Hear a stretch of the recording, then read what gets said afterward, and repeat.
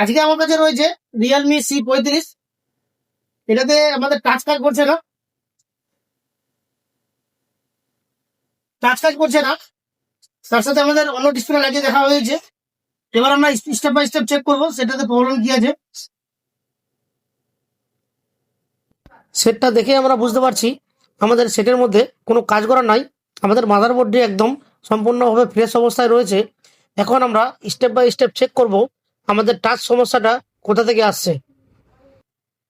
এখানে আমি যেটা দেখতে পাচ্ছি 1 2 3 4 5 number, 6 number, 7 number, 8 number, 9 number, 10 number, 11 number, 1 2 3 4 5 6 7, এই 7টা হচ্ছে আমাদের টাচের কানেকশন। এখন আমাদের দেখবো কোনটা লাইন থেকে আমাদের প্রবলেম আছে।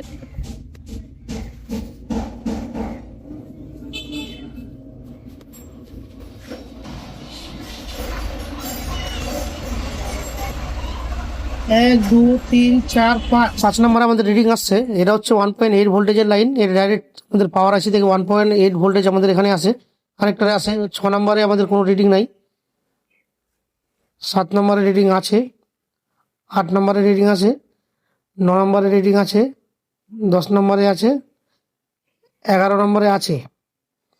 এর মানে আমাদের শুধু 6 নম্বরে রিডিং নাই। এবার আমরা দেখব এই 6 নম্বরটা কিসের লাইন আর কোথা থেকে এসছে, যে আমাদের 6 নম্বরে রিডিং নাই। এবার আমরা চেক করব এই 6 নম্বর কানেকশনটা কিসের আছে। তো এখানে যেটা দেখা যাচ্ছে আমাদের 6 নম্বর পয়েন্টটা হচ্ছে ক্লকের লাইন, যেটা আমাদের ডিসপ্লে কানেক্টর থেকে হয়ে কোনো কম্পোনেন্ট ছাড়াই ডাইরেক্টলি আমাদের চলে গেছে সিপিইউতে। এই যে ডাইরেক্টলি আমাদের সিপিইউতে চলে গেছে।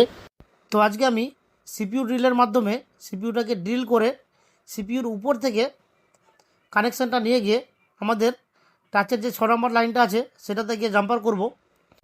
তো এবার প্রথমে সিপিইউর উপরে যে হেডসিঙ্ক পেপারটা আছে আমাদের লাগানো, এটাকে আস্তে করে তুলব, ব্লোয়ারের মাধ্যমে আস্তে আস্তে হিট দিয়ে এটাকে তুলব। তো আমরা যেটা দেখেছিলাম আমাদের কানেকশানটা ছিল ঠিক এইটুকুর মধ্যে। তো আমরা এখন ঠিক এতটুকু জায়গার মধ্যে সিপিইউটাকে ড্রিল করব। সিপিইউ ড্রিল করার সময় খুবই হালকা হাতে আস্তে আস্তে করে আমাদের সিপিইউকে ড্রিল করতে হবে, কেননা একটু ব্যতিক্রম হলেই আমাদের সিপিইউ খারাপ হবার সম্ভাবনা থাকে। এই সেটের মধ্যে আমাদের 2-3টা নতুন নতুন ডিসপ্লে লাগিয়ে চেক করা হয়েছে, কোনোটাতেই আমাদের টাচ কাজ করছিল না। আর এই সেটের মধ্যে যে ডিসপ্লেটা লাগানো আছে সেটাও 100% অরিজিনাল আছে, আর ডিসপ্লেটা কোনো ভাঙা বা ফাটা নাই। সিপিইউ ড্রিল করা কমপ্লিট হয়ে গেল। এখন আমরা একটা 11 নম্বর ব্লেড নিয়ে হালকা করে স্ক্র্যাচ করে নেব, যাতে আমাদের পয়েন্টগুলো ভালোভাবে বেরিয়ে আসে। তো এখন আমরা দেখতে পাচ্ছি আমাদের পয়েন্টগুলো স্পষ্টভাবে দেখা যাচ্ছে। যেহেতু আমাদের সিপিইউটা হালকা স্ক্র্যাচ হয়ে গেছে, এই জন্য এরপর হালকা ইউভি মাস্কিং করে দেব। এবার ইউভি লাইটের মাধ্যমে গ্লুটিকে ভালো করে শুকিয়ে নিব। গ্লুটিকে শুকানোর পর যেই পয়েন্টটা আমাদের ক্লকের ছিল সেই পয়েন্টটাকে ভালো করে স্ক্র্যাচ করে নেব। স্ক্র্যাচ করার পর হালকা একটু পেস্ট এবং পিপিটি দিয়ে হালকা করে রাং ধরিয়ে নিব, যাতে আমাদের জাম্পার তারটা লাগানোর সুবিধা হয়। এবার এখানে 0.1 mm এর একটা জাম্পার ওয়্যার ভালো করে লাগিয়ে দেব। জাম্পার ওয়্যারটি আমাদের লাগানো হয়েছে। এবার পরিষ্কার করে এর উপরে আবার ইউভি গ্লু লাগিয়ে দেব, যাতে আমাদের জাম্পার ওয়্যারটি না ছুটে যায়। আবার সেম আমরা ইউভি লাইটের মাধ্যমে গ্লুটিকে ভালোভাবে শুকিয়ে নেব। শুকিয়ে নেওয়ার পর আমাদের জাম্পার তারটিকে আমাদের সেই ডিসপ্লে কানেক্টরের 6 নম্বর পয়েন্টে, যেখানে আমাদের রিডিং আসছিল না, সেখানে জাম্পার ওয়্যারটিকে আমরা লাগিয়ে দিলাম। লাগিয়ে দেওয়ার পর জাম্পার তারটিকে হালকা হালকা করে ইউভি দিয়ে এখন আমরা সেট করে নিব।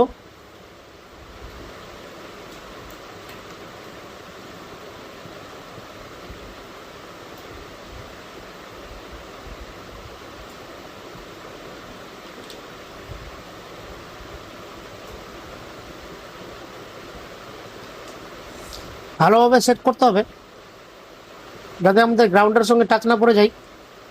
ওই জন্য আমি সম্পূর্ণ গ্রাউন্ডে ইউভি লাগিয়ে দিচ্ছি।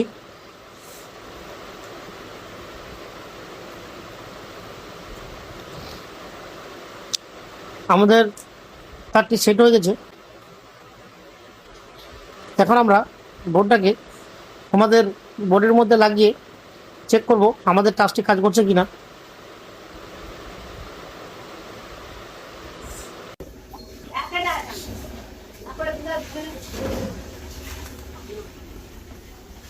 তো আমাদের মোবাইলটা এখন কাজ করছে, আমাদের টাচ এখন কাজ করছে, ডিসপ্লে উঠে গেছে। এই ভিডিওটিকে ভালো লেগে থাকলে অবশ্যই একটা লাইক করো, আর মোবাইল রিপেয়ারিং রিলেটেড ভিডিও দেখতে আমাদের চ্যানেলটিকে ফলো এবং সাবস্ক্রাইব করে রাখো।